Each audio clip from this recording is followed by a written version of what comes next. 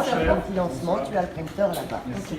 Infiniment d'accord. Mais là, tu crois que j'ai des yeux de 22 ans. Ah ben voilà. Bonsoir, c'est l'heure du soir 3. Non mais t'as ton papier au pire. Oui, oui. Pourquoi on n'est pas habillé comme ça quand on aurait été beau? Habillé comment tu Bah, comme Édouard Baird en costume derrière. Alors, Avec si des tu robes veux, ça va pas à à tout le monde. Merci. Non mais j'ai essayé pour moi. Non, j'ai essayé pour Marie, moi. oui. Ça. Toi, tu es là. Ah, pardon. Allez. Tu es Christophe. là. Énorme, hein. Si on m'avait dit que je parlais Tu as de ton 100 mètres, prompteur là. Très bien. Voilà. Bah, tu sais, plus on avance, plus on est content de l'avoir, la lumière pleine face. Christine. Tu ne reconnais pas. Non, non. C'était ici pourtant, je crois. Oui, mais tu sais, les décors. Oui, bien sûr, bien sûr. Mais au moins. Là. Ici. Avec pour le petit lancement le prompteur. Ici.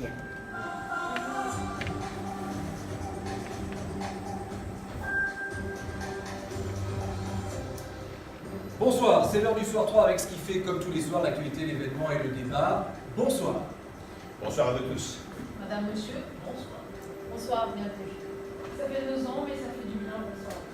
Vous l'avez compris, c'est une édition spéciale de Soir 3 ce soir pour marquer les 40 ans de votre journal qui a vu le jour exactement le 20 septembre 1978 que Jean-Marie Cavada, Marie Drucker, Christine Ockrent et Patricia Loison présenteront avec moi. Nous plongerons dans 40 ans de souvenirs de Soir 3, des visages, des génériques, des événements qui ont marqué ces 4 décennies évidemment, après bien sûr avoir développé l'actualité du jour. Et ça commence par une nouvelle fusillade aux États-Unis sur Theresa May pour qu'elle redéfinisse les conditions du Brexit. Le retour d'une frontière entre le Royaume-Uni et l'Irlande reste un sujet sensible. On retrouvera Pascal Berdo en direct.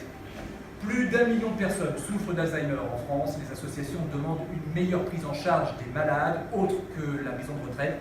À la veille de la journée mondiale consacrée à cette maladie, Béatrice Guré. Les retraités en France se sentent les mal-aimés du gouvernement.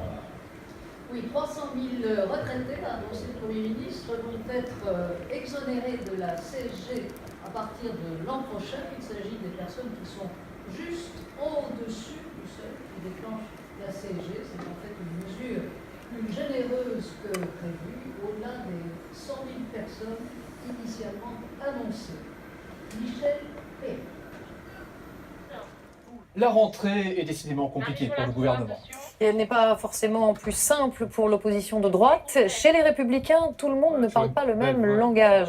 Laurent Wauquiez compte beaucoup sur les journées parlementaires de Divonne-les-Bains, dans le Jura, pour rassembler tout le monde derrière lui. Anne Bourse.